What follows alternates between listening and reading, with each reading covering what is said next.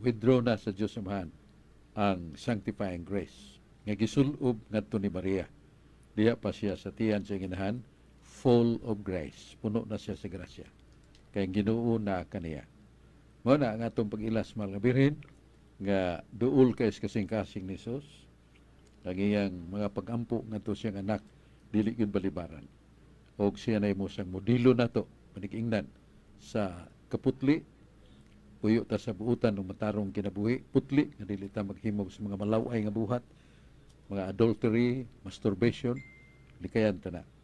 Unya ang iyang pagkamasinugtanon sa mga sugo sa Dios. Unya ang iyang kawa mahadlok sa hulga nga modawat gay kanini Maria. Usa ka mahait nga espada iduslak sa imong kasing-kasing.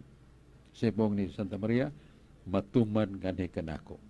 Sumala sa pulong sa Ginoo.